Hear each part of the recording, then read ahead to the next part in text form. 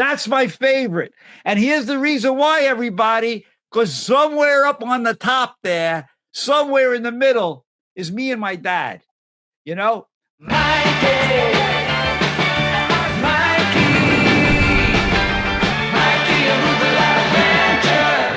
it's Mikey Arugula here for a special show today.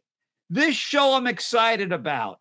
It's the 60th anniversary of the Beatles coming to Shea in 1966. Now, that's the second time they played Shea. Everybody knows the 65. But on August 23rd, 1966, the Beatles came back. And when they came back, believe it or not, even Ringo and George, they don't remember playing Shea a second time. Okay? But Mikey wants to talk about this, firstly, because first of all, I went to the show, but I have a special guest today. I have Robert Kern. Now, Robert Kern is in Austria right now when I'm talking to him, and I'm in New York. Now, he's in Austria. By the way, Robert, you're a second-generation Beatles fan, right? Yes, that's right. You told me just a moment ago you were born in March of 1965? Yes. And you told me something happened with the Beatles in 1965. What happened? One week later, after my birth, the Beatles came to Austria, to Oberdorn, for making film scenes of the Help movie. Right. Everybody loves the color, the vibrant color, the excitement of the Beatles Help movie and the scene when they're in the snow in Austria. All right. And how far away was that from your hometown? About 2 hours by car, 220 kilometers. Right. And you were just a little baby, just born. Okay. And Mikey, I'm a first-generation Beatle fan, okay? I was born in 55, okay? So I'm going to tell everybody the story. Some of the people know, but I went to the Shea Stadium concert that we're going to talk about today, all right? Now, why Robert is on is because he's a collector of original negatives related to Beatles, the Beatle world, okay? And he actually is the curator and owner of like 65. How many negatives and slides? 65.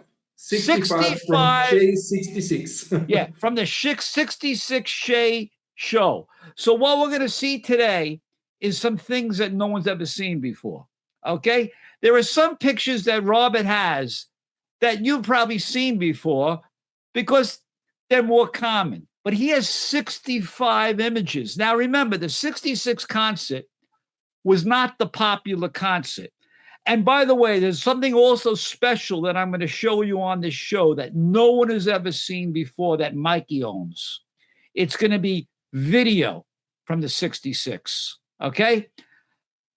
But we're going to start the show first with Mikey sharing his screen and walking you through some things. So first of all, Robert, just give me a minute till we get to you. What I'm going to show everybody is this was the ad. Sid Bernstein, what he did is he produced this show. All right. And as you can see, the show started on August 23rd at 7:30. All right. And this was the ad that you would go to Singer, the Singer stores. Believe it or not, in those days, people still use sewing machines. That was like high tech, crazy, right? And if you look at this ad that came from the Daily News, that's a New York paper, on August 2nd, there were still tickets available. And a matter of fact, you could get 2 tickets for the price of 1 if you bought at the Singer sewing machine store, 4 LPs, a Singer portable radio, or any other Singer product. This is what Shea Stadium looked like in 1966. All right. This is from the back of the stadium. Now, here's my favorite thing because it's about Mikey. In August of 1966, that's Mikey. Okay. Now, believe it or not, the reason why this picture was taken was my parents were going to wake me up. This was taken with the Polaroid Instamatic camera. My parents were waking me up to show me that they got me 2 tickets to see the Beatles. My mom and dad, a minute later, after this picture was taken, said, Mikey, Daddy's taking you to see the Beatles at Shea. We know you wanted to go. All right. Now, when I went, I took the Long Island Railroad. When you took the Long Island Railroad, this was the train station at Shea Stadium, what it looked like at the time. You probably can't tell, but in the background in the foggy area is the New York Pavilion from the World's Fair. The World's Fair was during 64 and 65, and this is 66. This is the back of the stadium. You could see the crowd. Now, my father brought his Polaroid camera, the same camera that he took the picture of me in bed. So he didn't bring a full roll of film, Robert. Okay. We didn't have a slide. This was an Instamatic Polaroid. But these are the actual pictures my father took. Now, this is my ticket. Okay. And on the bottom, you could see that's a picture of the policeman from where I was sitting. All right. This picture is before the Beatles got started. Because you can see there's no policeman out yet. The policeman came out right before the Beatles came on stage. All right. And there were many acts that played with the Beatles.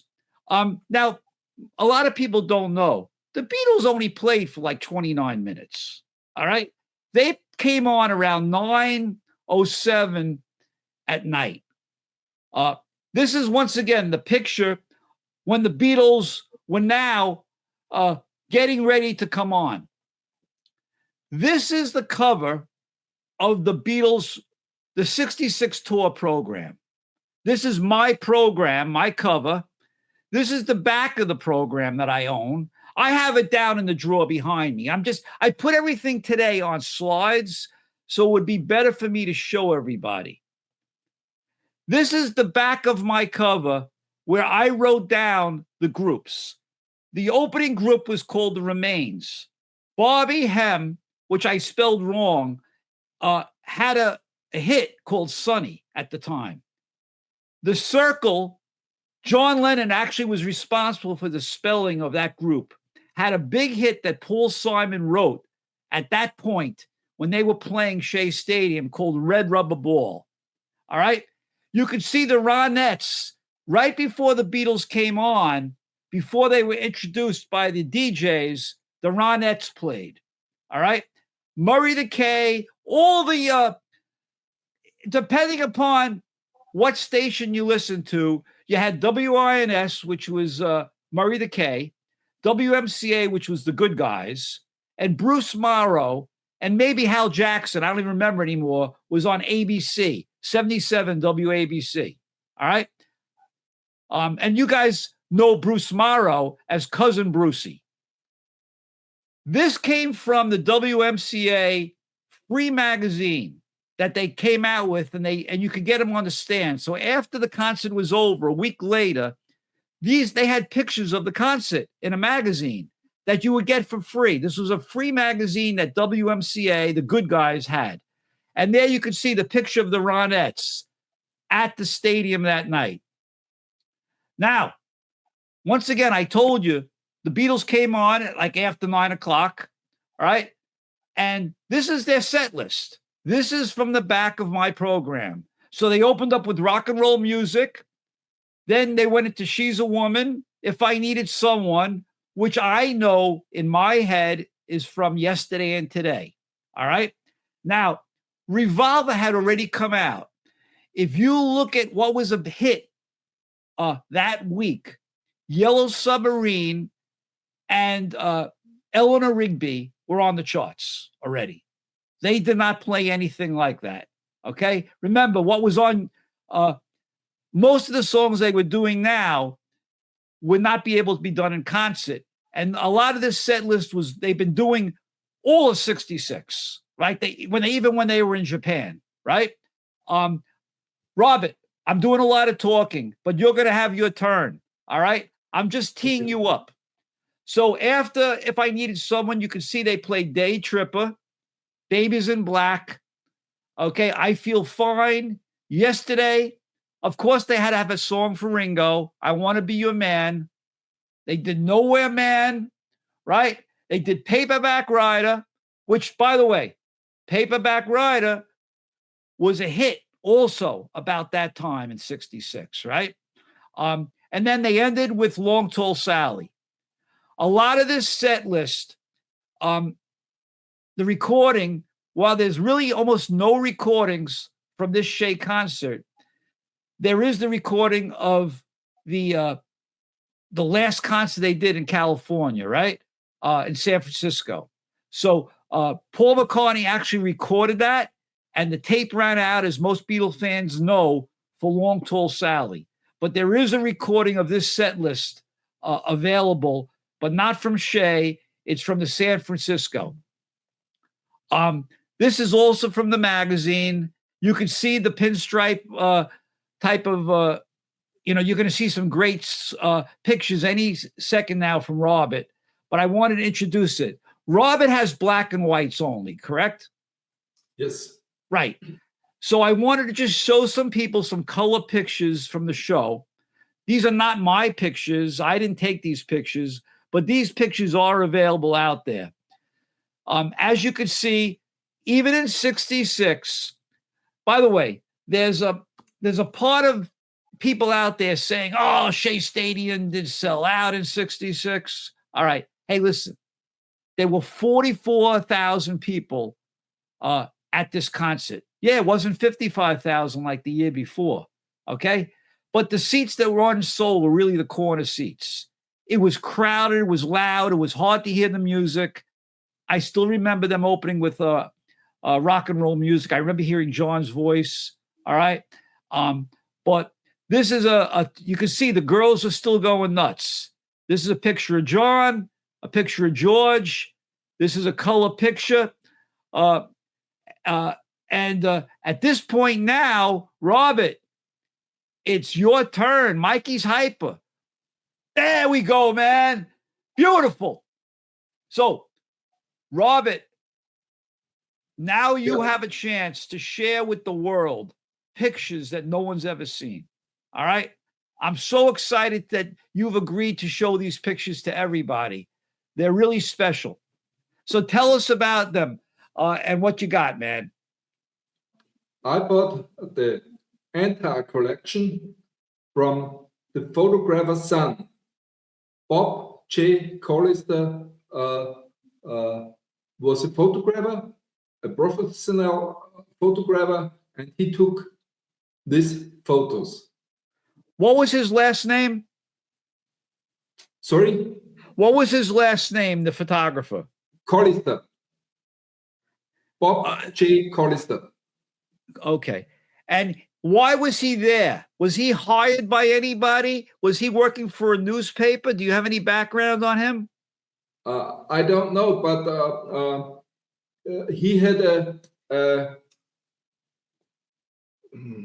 it's hard to right. I understand that speaking English like Mikey's a little difficult, believe me. But here's a picture of of Paul, correct? Yeah. Right. And by the way, everybody, look at the bass that Paul has. All right. There's a whole thing of what bass he was playing and what instruments the Beatles were playing. Let's go through all your pictures because you got 65. We want to make sure people get to see them all. Can you go through them? Okay. Next one. Nice. Look at the cameras, everybody. All right. And look how the people in the background are dressed. Keep going, man. These are fantastic pictures. This must be when they're coming out of the dugout. When they came on stage, they came out of the dugout. Keep going.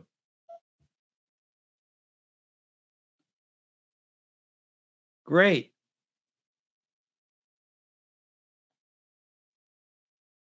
This is my favorite picture. And why is it your favorite? Tell us.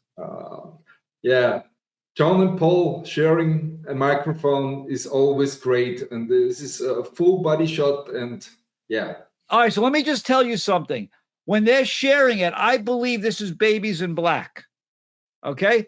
Mm-hmm. I would have to look at other concerts. But remember, the harmonies that they did in Babies in Black required Paul and John to be together. I think on Nowhere Man, John is by himself. Mm-hmm. All right. Also, you can tell, I don't know if some of your images will have the clock in the background. Okay. But the clock will also allow us to understand the timing of what they were singing and where they were in the performance. Okay. Next one, please. Yep. So. Right. Now, believe it or not, I love the crowd scenes. All right. First of all, you get to see the signs. Some people will notice that there's signs that will talk about "We still love you, John," because he had the issue with the being greater than Jesus statement. There's a sign in the audience that you might see in one of your pictures that says "Yesterday and Today and Tomorrow," I believe. In other words, because the Yesterday and Today album was out. Keep going through all these things. Yeah. So this doesn't look like, when you see these pictures, this doesn't look like Beatlemania has come to an end. All right. This is the thing that people are wrong about. That while this is the last tour of one of the last concerts of the Beatles playing live ever in the world of Beatlemania, there was no doubt the crowd was nuts and crazy. This is all from 66. These are incredible pictures, man.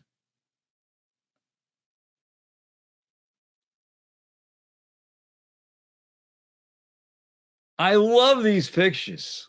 Once again, everybody, I hope you understand no one's ever seen these pictures before.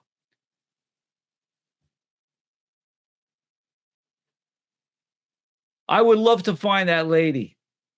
I'd be amazing. If she's watching, if she knows what she looks like, you got to get in touch with Mikey Arugula at Gmail. I would love to interview you. That would be a tremendous, boy, she's really screaming her heart out.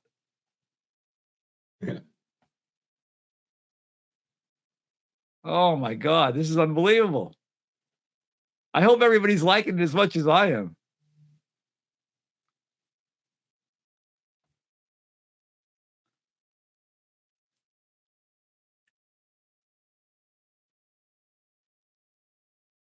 Look at the guy's sunglasses. They look like Men in Black. Go ahead.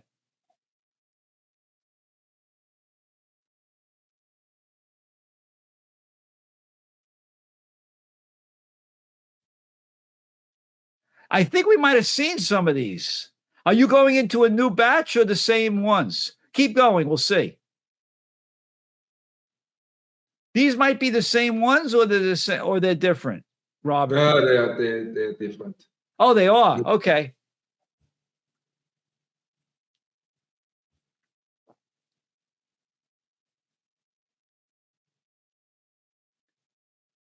Look at the policeman holding everybody back. Wow.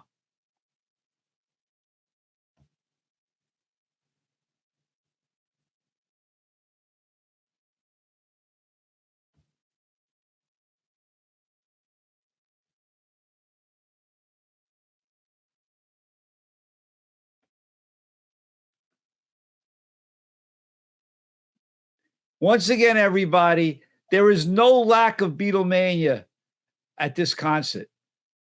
Look at the crowd. They're out of there. We're all out of our minds.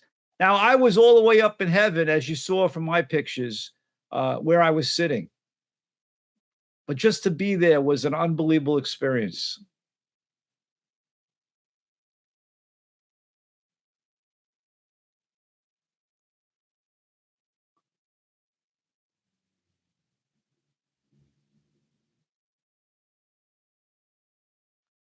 You see, there's a sign there that says John.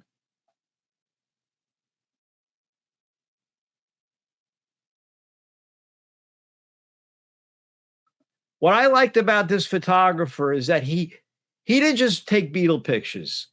He took the crowd, which dates the event, and it shows the excitement that that documents it so well.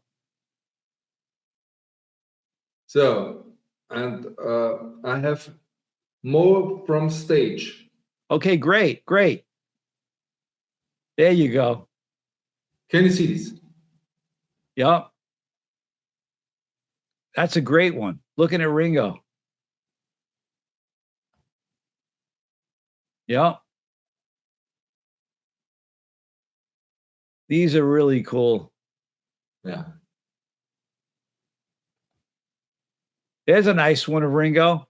Oh, by the way, I know you have some shots from the vantage point of looking out at the audience from the Beatles' perspective. Yeah. I want people to see those pictures. Those are very cool. Look at that. This guy had real access to everything. There must have been a reason why he had such incredible access. Keep going. That's my favorite. And here's the reason why, everybody, because somewhere up on the top there, somewhere in the middle is me and my dad. I actually ordered from you, Robert, right? A big picture of this, right? And I was looking. Not this one, but the next one. This one. Okay. I was looking closely. So these pictures, by the way, everybody, they can buy, correct, Robert? Yeah. If they want to buy pictures that you're showing today, how would they buy it?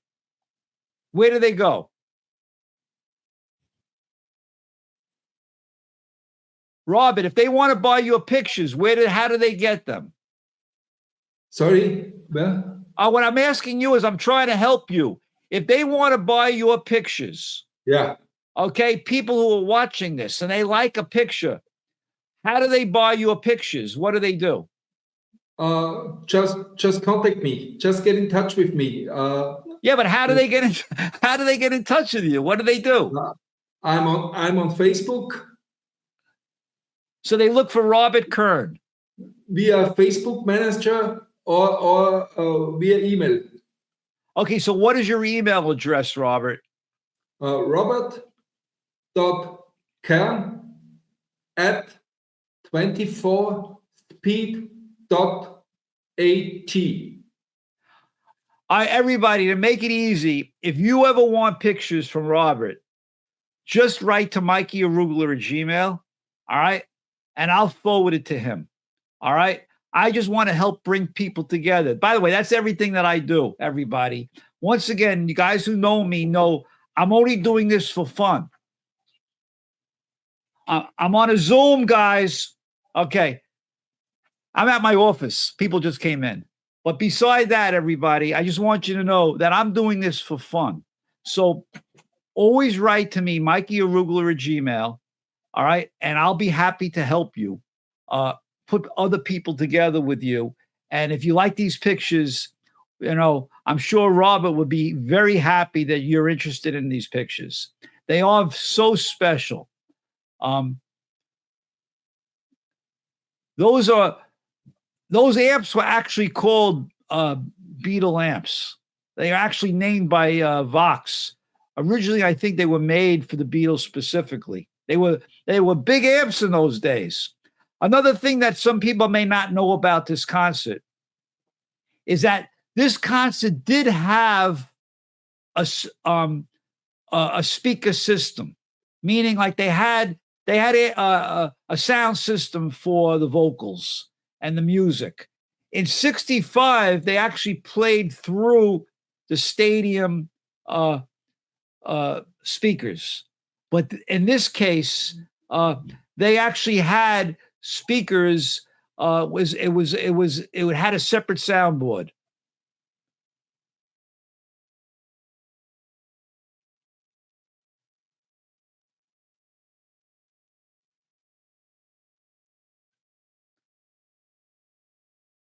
Mikey's quiet because he's looking at them for the first time himself. See, something like these pictures could be Nowhere Man. Okay? This could be Nowhere Man. Because that's usually how they were set up. And George and Paul would be together. And you could picture John like singing a part of Nowhere Man here. Keep going.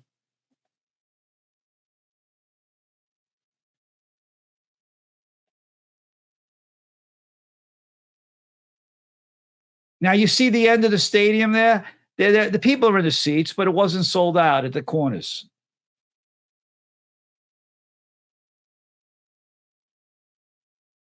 Look at all the signs that everybody brought. You know, today you're not allowed to bring anything in the stadiums. They make you check everything out. The times were different. It seems obvious, but remember, everybody, especially the younger people, there's no cell phones, okay? Not everybody brought a camera, okay? There were cameras, like portable cameras, weren't even out yet, okay? A matter of fact, sometimes people say they have autographs from the 60s of the Beatles, and they're in what they call a Sharpie. Sharpie wasn't invented, or if it was invented, no one used it. You know, you get an autograph of the Beatles in the 60s, early 60s, it has to be in like a pen or a pencil. Look at Paul there. He's staring right at the photographer. Well, listen, we went through all of them, right? Yeah. Yeah. Well, that is friggin' amazing, man. So everybody, you could see this is a color picture. All right. And I don't know if you could tell, but there is a speaker system there that the Beatles played out of. All right. And I don't know if you could tell also, but if you saw what time it's set up there, that kind of lets you know what part of the night it was. But for me, of course, this was a special evening, a night that Mikey would, was a highlight of my childhood. And what I wanted to do was share some of this with you guys, given the fact that on the 23rd of the month, which is only a few days away, it's going to be 60 years. Yikes. That's a long time, man. Okay. Now, many people are going to be watching this 2 years from now. All right. But once again, I'm a first generation Beatle fan. Robert's a second generation. But what we have in common is the love for these guys. All right. And how it made us feel. So I appreciate everybody watching this. I hope you enjoyed it. Robert, are you there or are you frozen? Frozen? What? I didn't know if you were still listening or was a frozen image. Right. Yeah. But Robert, I really appreciate you sharing this stuff with us and taking the time. Yeah, thank you. All right. You're a great guy. And I hope that you can come to New York someday. You know, Mikey is putting together a Beatle collectors convention. All right. For all the collectors out there. Maybe when you come, you'll be able to show these pictures in an auditorium if you'd like. All right. Of course. Yeah. Have you ever been to New York? No, but I have been to Liverpool 12 or 13 times. And Are you going again? I will go again next week to Liverpool Beatle Week. Right. Everybody. So, and like I said, they might be watching this 4 years from now. In August, we have a Beatle Week in Liverpool. I've never been there during Beatle Week. I've been to Liverpool, and maybe one day I'm going to go during Beatle Week. I'm sure it's a blast. So when you go during Beatle Week, you obviously show your pictures, right? Of course, and I'm selling at on convention day. Right, and This where is is that? At the Adelphi Hotel? Which hotel? yeah, of course, Adelphi. Yeah. Right, Yeah. right. Every Yeah. year, a big flea market, and yeah. Yeah. Well, listen, have a good time. Once again, thanks again for sharing everything. I hope everybody who watches this got a little kick out of it. And once again, if you haven't seen it already, Mikey is going to show something also that has never been seen. Subscribe to Mikey. Give Mikey the thumbs up. I enjoy doing this. Everybody knows I have a passion, and a lot of people say I talk too much, but that's the way I am. I love you guys. Thanks again for watching and sharing my excitement for the day that Mikey saw the Beatles at Shea, August 23rd, 1966. Love you. Rated M for Mikey audiences. Boom. August 66. The Beatles were king. I saw him at Shea Stadium, and for me, that was it. My dad buying me my first Beatles button. Unlike the 65 show that everyone knows, the 66 show was never filmed or recorded. It only lives in my memories. I experienced an emotional buzz that night, unimaginable. I was inside a tornado of deafening hysteria.